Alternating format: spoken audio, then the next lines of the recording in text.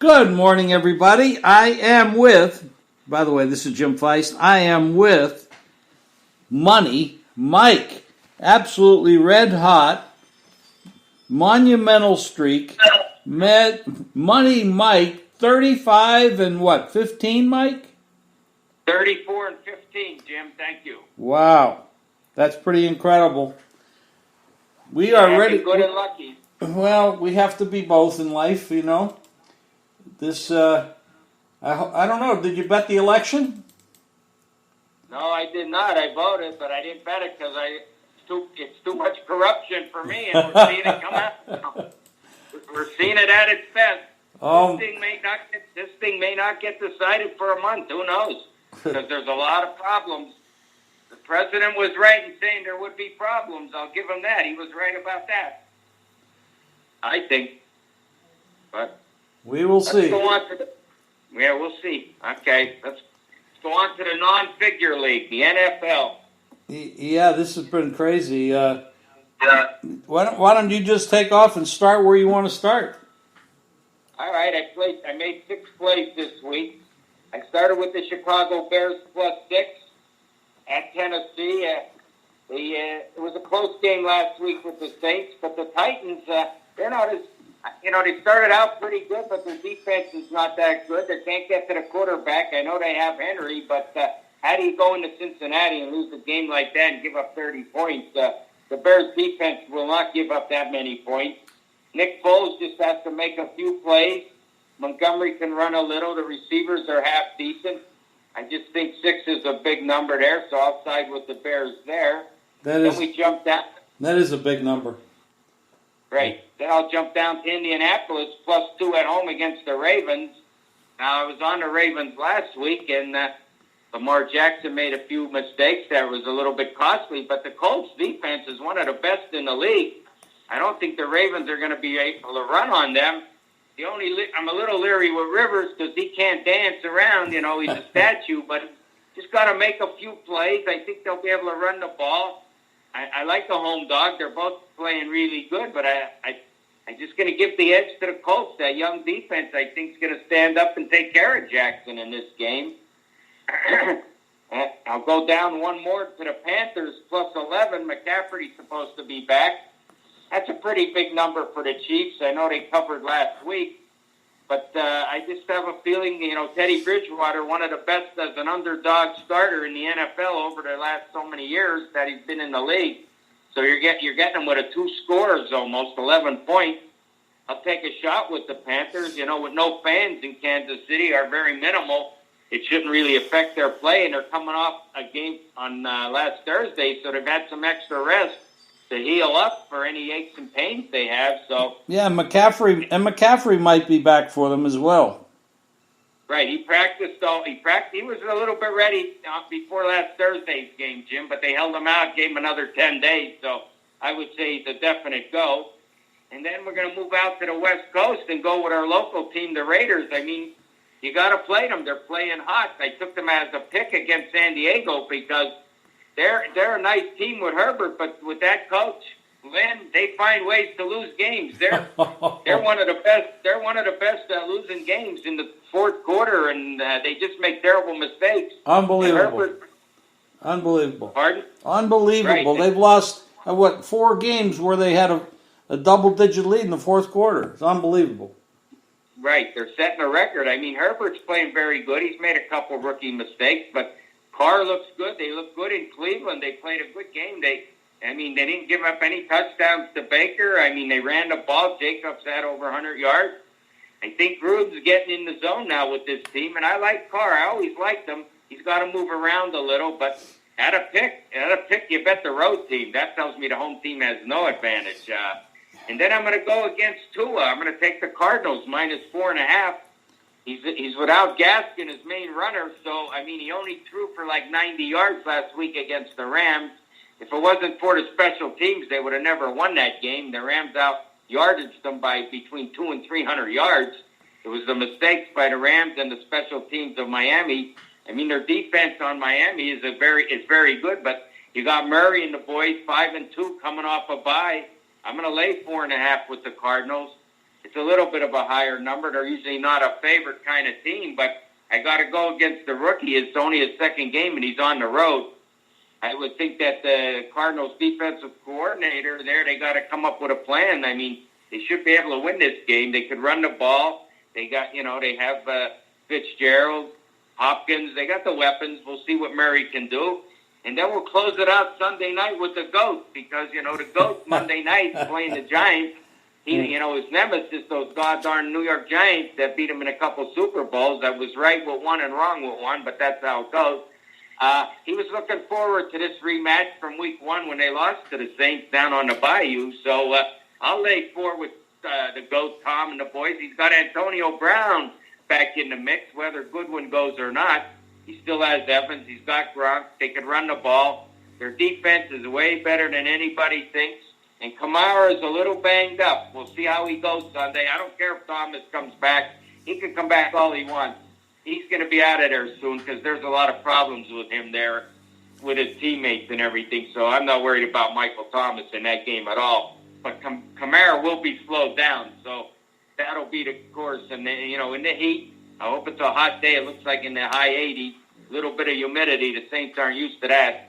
But the GOAT on prime time Sunday night, I see no problem here, Big Jim. Well, I noticed that the total on that game just dropped.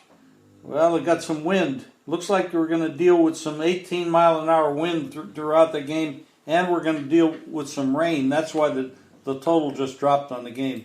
Went down to 51. Okay.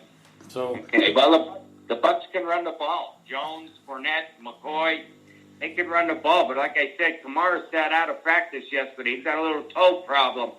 And we'll see what he does. We'll see what he does Sunday. I mean, if he's not at 100%, I don't think Brees can beat this team. I don't think so. Not with that defense. I think he'll struggle outdoors in the heat. Well, they are an indoor team, so when you start putting inclement weather on them, it's going to be, they're not used to that, so that is an advantage. What do you think of, and I know you're on Arizona, what do you think of Tua? Was that just an aberrationally bad game by him? I mean, I know he's a rookie, but, he did play well in college. Can't be that. 93 yards. He just looked awful. Well, I don't know. We're going to find out. Herbert and Burrow jumped right in, and they didn't miss a beat too bad. They're playing real good. Herbert, he had 5 minutes notice. First game he got thrown into against the Chiefs, and he almost beat them. So Tua's got a lot of ground to make up to put him in their class. I really don't know what to expect. I'm looking for another slow game from him, really. The kid, I don't know, he got a lot of praise, like he's ready to go. He didn't look ready to me. I don't know. He didn't look ready as those two young guys did, Burrow and Herbert, Jim. And Arizona's going to come with the heat because they need this game. They're in the race. They're not going to. I know Miami's won 3 in a row, but 2 were with Fitzmagic and 1 was last Sunday. But really, Tua really didn't do anything in that game. His impact on that game to me was marginal at best. So we got to wait. He's got to play 8-9 games or whatever he's going to play, and they have 2 draft picks coming up next year, 1 from Houston and their pick. So I think they're going to see how he goes. If he plays 8 decent games, they keep him. If not, they draft another quarterback. I agree. I think that's the plan. That's why they're showcasing him now, just to see if he's got it, and they have to do that. The Giants almost beat Tampa Bay on Monday night. They put up a pretty good defensive effort, and Jones did okay at times. He does commit turnovers a lot. They're on a short week, and they're going to Washington, who's coming off a bye. This is a divisional game. Washington has got 2 wins on the season. They got Rivera there as the head coach, who has always been pretty good as a coach and as a player, of course, good guy. Game opened Washington 3.5. It's down to 2.5. Any feeling on that game at all? I know it's not one of your picks, but I'm just curious. I would lean to the Giants at 2.5, but I would take the 3.5. I would lean with the Giants. Jones is still making mistakes. He's got to get over that because he can play.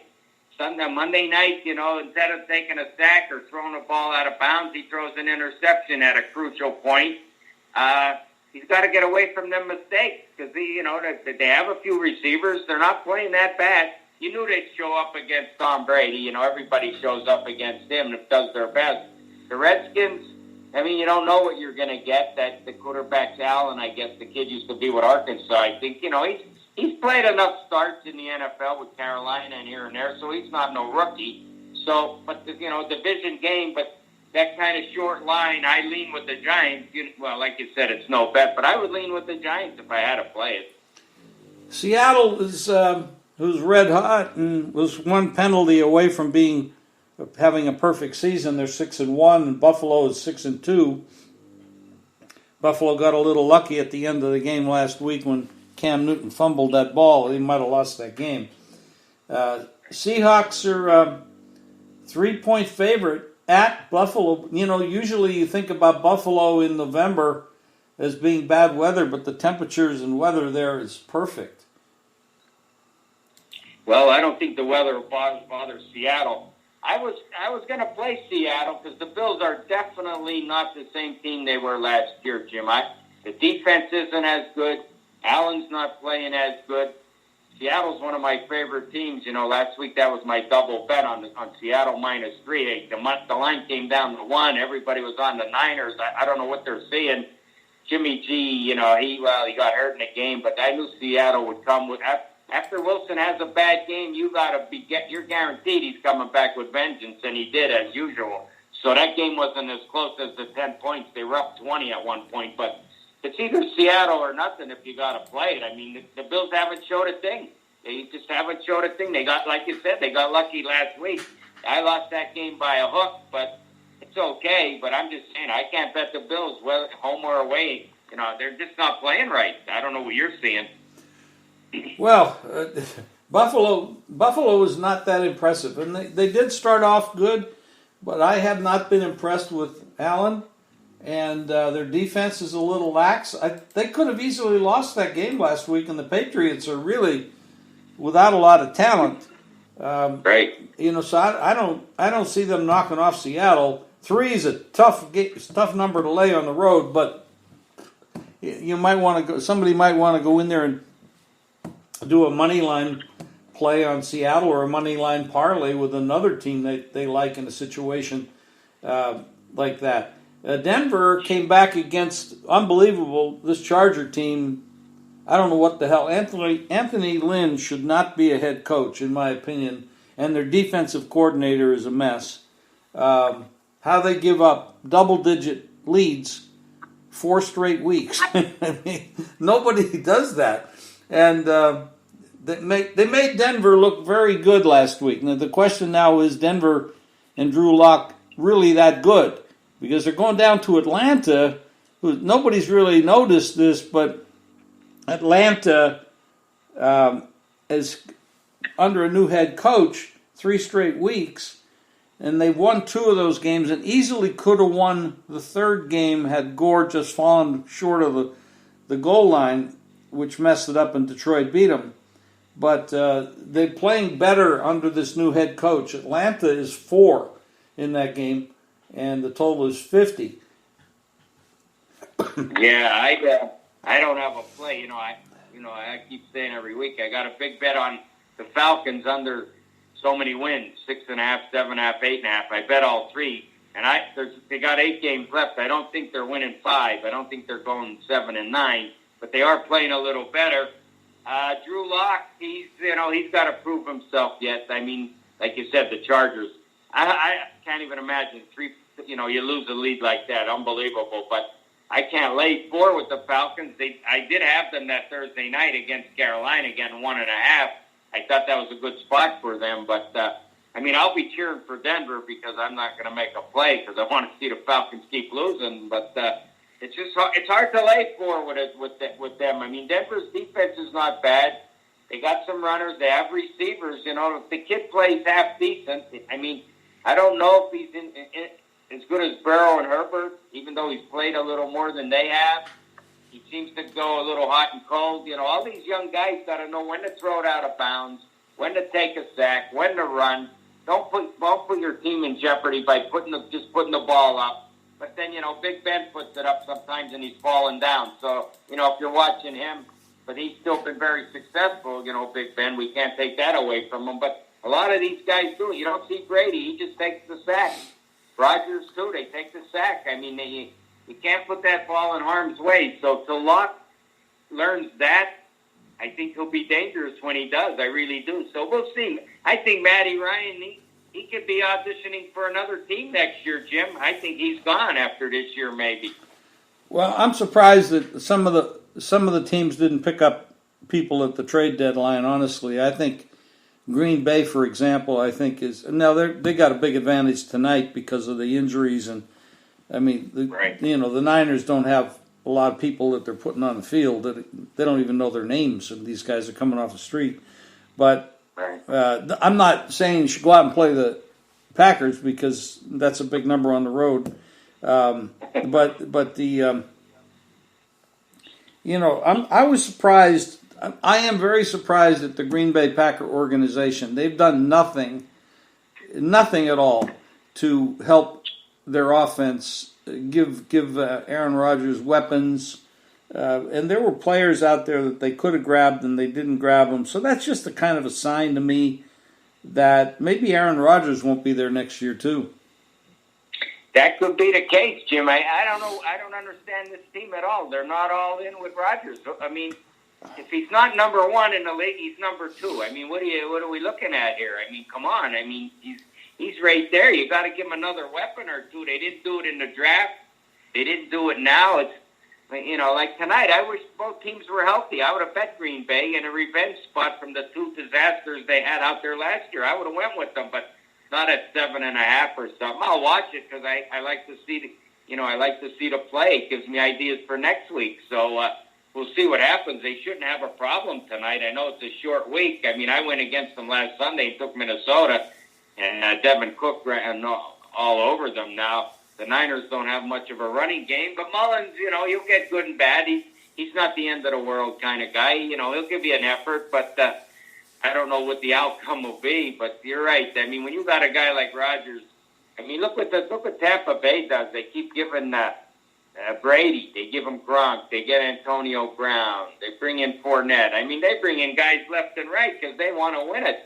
The Packers are, what are they, a player away from winning it? I mean, he was right there last year. If they had some players, they were 13-3. I mean, that organization to me is dysfunctional. They, in way back when we were kids, they were like the number one group. The Packers, they were the model you looked after. I wouldn't look after them now, or look at them high and mighty no more, in my opinion. No, it's a different world, and like everything out there is different.